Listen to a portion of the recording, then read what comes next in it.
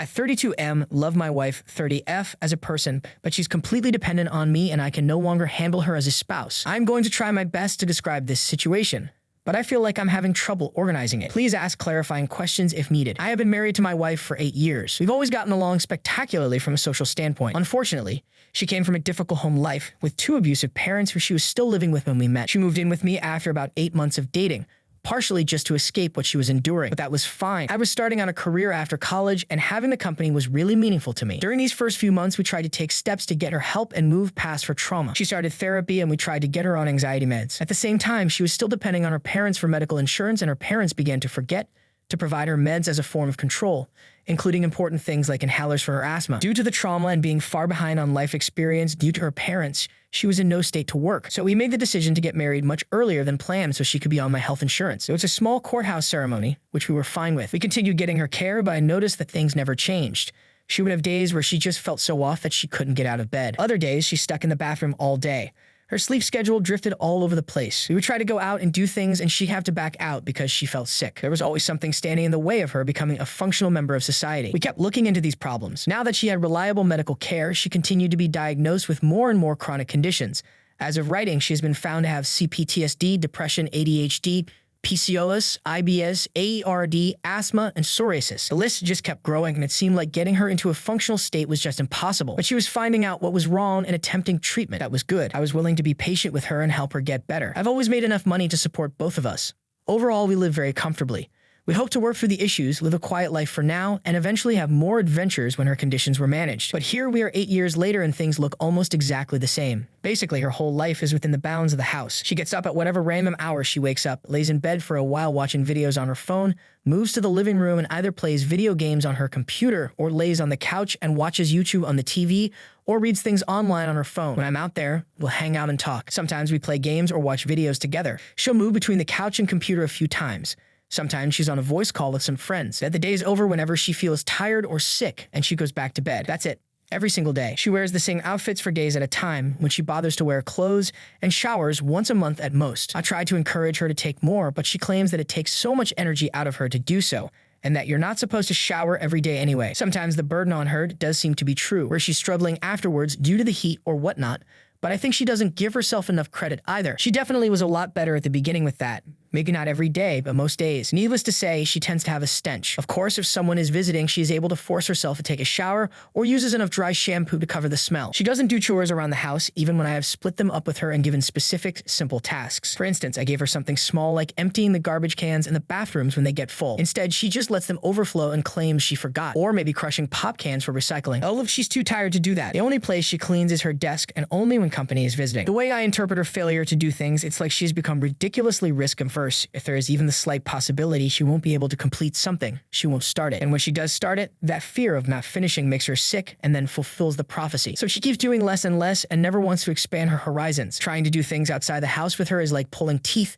Medical appointments, she's fine with, but dinner dates. Best we can do is cheap fast food, and she will probably want to leave as quickly as possible if she's even up to going there in the first place. Usually, she'd rather I just pick it up in the drive-thru and bring it home. Visiting family for holidays is a nightmare. She's always looking for an excuse not to go, and if we're there, I have to keep an eye on her the whole time to make sure she's okay. She'll constantly text me asking when we're going to leave, so I end up cutting things short. I have better family visits when I just go on my own, but then everyone asks why she isn't there. Regardless of the event, though, I have to prepare her days in advance. Constant reminders, trying to force her to realign her sleep schedule, and waking her up for things.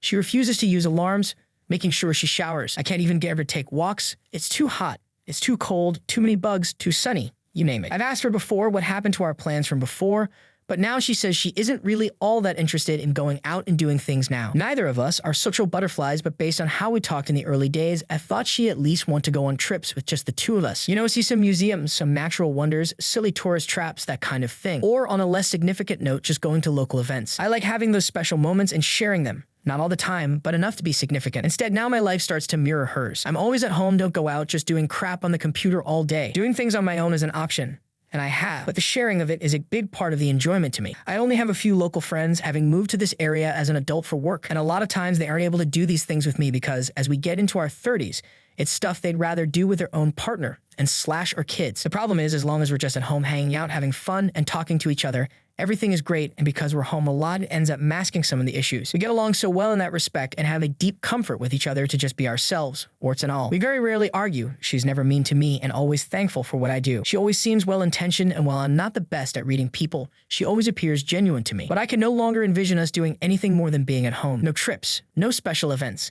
No accomplishing things together. Hell, I can barely even picture us cooking dinner together. Whether it actually is her health or trauma or just some kind of internal unwillingness to grow, it's apparent that she isn't growing with me and probably never will. I know I have unintentionally enabled her this whole time. It's been the path of least resistance as I navigate the challenges of life and my own personal struggles. I haven't been able to decisively put my foot down. Every time I do, I end up backing off. When I have tried to have discussions about this, it always ends the same way. She starts sobbing, claims she's trying her best, and goes mute for days.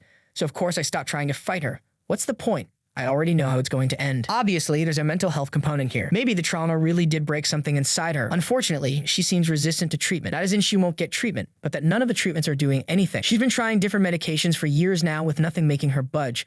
With the exception of finally eliminating most of her trauma nightmares, that's a good thing, of course. She goes to therapy, but that doesn't seem to help either. In fact, once the therapist said that she didn't think she could make any more progress because my wife wasn't taking any action. That stopped the therapy for a while, but she has recently started going back. I'm still not seeing any action coming out of it. I wanted her to try EMDR therapy for her CPTSD, but she thinks it's pseudoscience despite reading plenty of research showing it works.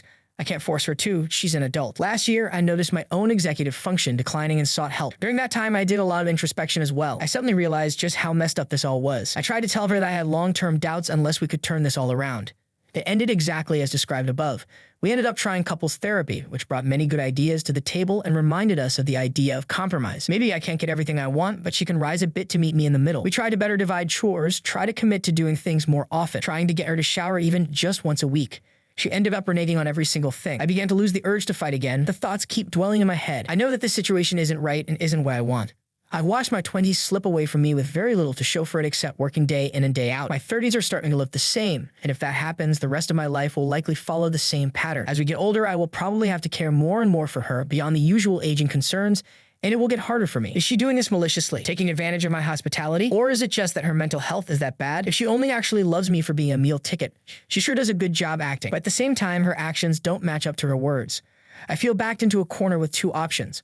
One, keep the status quo and keep slowly trying to help her, as I keep shedding years off my life. Or two, divorce her, free myself of the burden, and try to start over. Which sounds simple enough, but I will likely still carry a great burden. I know she believes there are no options for her outside of this marriage. She said before in passing that if it ends, for instance, if I get in an accident and die, she's killing herself, no ifs, ands, or buts. I know this is a classic sign of an abusive partner. I also know that she probably isn't bluffing. She made attempts before as a teenager before I met her. Can I risk that?